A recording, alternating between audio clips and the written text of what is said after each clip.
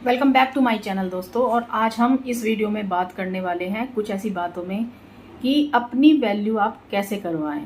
तो दोस्तों बहुत सारी चीज़ें ऐसी होती हैं कि जो लोग होते हैं वो देखते हैं कि कोई हमारी वैल्यू नहीं करता है, और जैसे कि कुछ ऐसा महसूस करते हैं कि आप चाहे कितना भी कर लें और आपकी कोई वैल्यू नहीं करता है। तो इस वीडियो में हम यही बात कर रहे हैं कि आप अपनी कैसे वैल्यू करवा सकते हैं। और एक बुक है रॉबर्ट ग्रीन की, द 48 लॉज ऑफ पावर्स। तो हम इसके बारे में ही इस बुक की हेल्प से हम जानेंगे कि किस तरीके से आप अपनी वैल्यू करा सकते हैं और किस तरीके से आप ग्रोथ भी कर सकते हैं लाइफ में, और लोग आपकी वैल्यू करेंगे, आपका जो काम होगा वो आपका बोलेगा।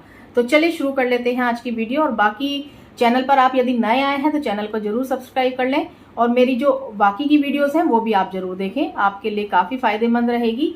आपको जीवन में जब ग्रोथ करनी होती है, सफलता हासिल करनी होती है, तो आप मेरी वो वीडियोस जरूर देखें, आपके काफी लाभ आएंगी।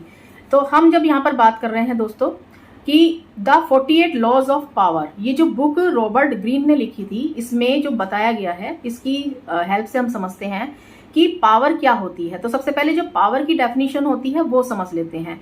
तो पावर एक ऐसा वर्ड होता है जिसे सदियों से गलत माना जाता है जी। पावर से आप समझते हो कि कोई जैसे कुर्सी है, कोई सिंहासन है, या फिर इस तरीके से कोई पोस्ट हो गई, तो उसको आप पावर समझते हैं। लेकिन पावर जो है वो एक सिंपल सी डेफिनेशन है पावर की, और उस पावर का मतलब होता है कि एक हथियार जिसकी मदद से आप अपने काम करवा सकते हैं।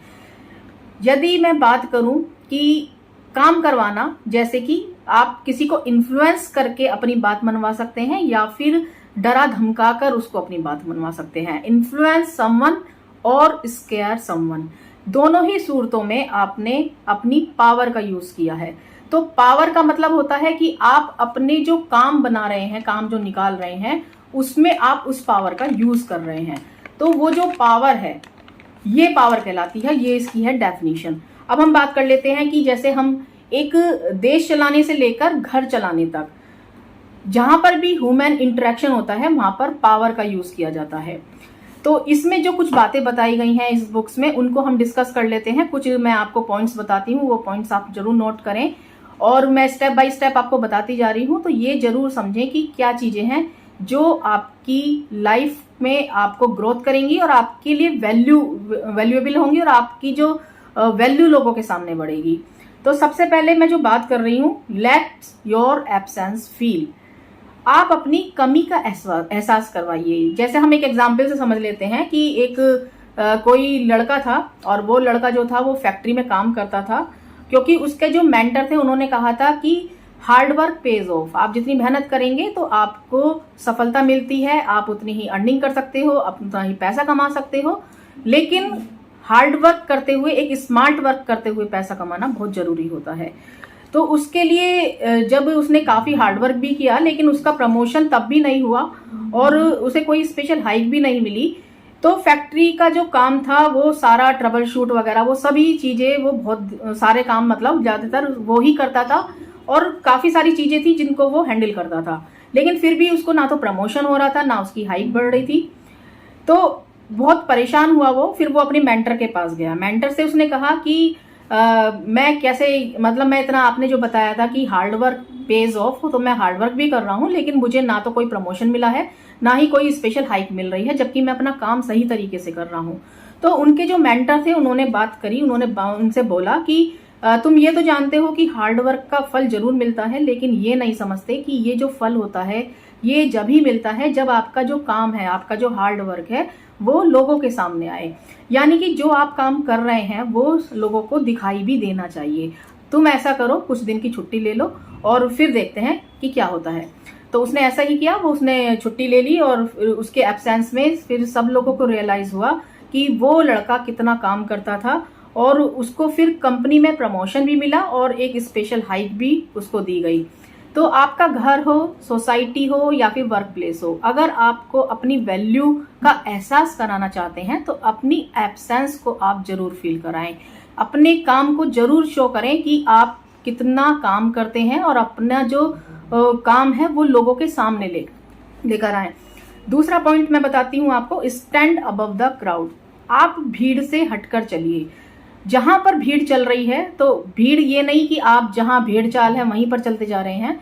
आपको यदि अपनी वैल्यू करानी है तो आप भीड़ से हटकर चलिए। आप लेट नाइट्स भी करते हैं, आप टारगेट्स भी पूरा करते हैं, लेकिन आपके जो कलीग्स हैं उनको प्रमोशन मिल जाता है लेकिन आपको नहीं मिलता, तो उसके बाद भी जो बॉस हैं उनको आपका काम दिखाई नहीं दे रहा है। तो पावर सक्सेस पाने के लिए जितना जरूरी आपका काम करना होता है, उतना ही जरूरी अपने काम को आपको एक्नॉलेज कराना होता है। तो ऐसे में बहुत जरूरी हो जाता है कि आप भीड़ से हटकर अलग दिखें और अपने काम को भी आप एक्नॉलेज कराएं। एक हिंदी में बहुत मशहूर कहावत है कि जंगल में मोर नाचा किसने देखा। तो यानी कि आप यदि अकेले में अपना काम कर रहे हैं, मेहनत कर रहे हैं, लेकिन उससे कोई फायदा नहीं होगा क्योंकि वो किसी को दिखाई नहीं दे रहा है। तो इसलिए आप अपने काम को एक्नॉलेज कराइए, जिसके लिए मैं आपको 2 पॉइंट्स बताती हूँ, 2 टिप्स बताती हूँ कि आप अपने काम के जो तरीके हैं, अपना जो बातों का अंदाज है, उसमें कुछ चेंज लाइए ताकि लोग आपको नोटिस करें। एक तो तरीका ये हो गया, और दूसरा तरीका होता है कि जो भी आप काम कर रहे हैं, तो जब भी आपको मौका मिले तो उसको डिस्कस कीजिए, लोगों के साथ बताइए कि आपने क्या क्या किया है। और जब भी आपने कोई अच्छा काम किया है या जो भी आप काम करते हैं, उसका प्रचार करने में कोई भी शर्म आपको नहीं करनी चाहिए। तो जो भी आप काम करते हैं उसको आप एक्नॉलेज जरूर कराएं, ये बहुत जरूरी हो जाता है। तभी लोग आपकी वैल्यू भी करेंगे, आपका जो काम है उन्हें दिखाई भी देगा और इस तरीके से आपकी वैल्यू भी बढ़ेगी। तीसरा ये जो पॉइंट मैं बता रही हूँ बहुत ही इंपॉर्टेंट पॉइंट है दोस्तों, कि कंसील योर इंटेंशंस, यानी कि अपने इरादे आप कभी भी किसी के सामने जाहिर मत कीजिए। जैसे कि मैं आपको एक एग्जाम्पल दे देती हूँ कि अंग्रेज जब हमारे देश में बिजनेस करने आए थे और राज करने लगे, अगर लोगों को उनकी इंटेंशन का पहले से ही पता होता तो कई सालों तक गुलामी की जंजीरों में क्या हम लोग जकड़े होते? शायद नहीं। तो जब तक लोगों को आपकी इंटेंशन नहीं पता होती, तब तक डीलिंग पावर आपके हाथ में होती है। और आपकी जो डेली लाइफ में भी आप इस तरीके के एग्जाम्पल देख सकते हैं। जैसे कि मैं आपको एक एग्जाम्पल बताती हूँ कि आप कोई भी कुछ अपनी मनपसंद चीज परचेज करने गए हो या आप कोई गाड़ी परचेज करने गए हो, तो जो सामने वाला सेल्समैन होता है वो आपको देखता है कि आपको उस प्रोडक्ट को लेने में कितना इंटरेस्ट है। यदि आपको उस चीज में इंटरेस्ट है और आप लेने को बिल्कुल तैयार हैं, तो सेल्समैन आपको एक्स्ट्रा मनी जो है प्रॉफिट करके अपनी वो आपको बेच सकता है, जिसमें कि आपका लॉस होगा। लेकिन यदि आप इस तरीके से उनको दिखाते हैं, जैसे इस तरीके से आप उनको सरप्राइज उनका बरकरार रखते हैं कि जाहिर नहीं होने देते सेल्समैन को कि कार आपको कितनी पसंद आई है, तो इसमें जो डीलिंग पावर होगी वो आपके हाथ में होगी, क्योंकि वो जो सेल्समैन होगा वो मैक्सिमम पॉसिबल डिस्काउंट आपको देगा अपनी डील को क्रैक करने के लिए, जिसमें कि आपका फायदा रहेगा। तो यदि आप डीलिंग पावर अपने हाथ में रखना चाहते हो, तो लोगों को अपने प्लान्स के बारे में सिर्फ आप उतना ही बताओ जितने में उनका इंटरेस्ट बना रहे। अपनी रियल इंटेंशन को कभी कभी आप जो सामने जाहिर आपको नहीं करनी चाहिए। ये सब चीजें थोड़ा सा आपको ध्यान रखनी चाहिए।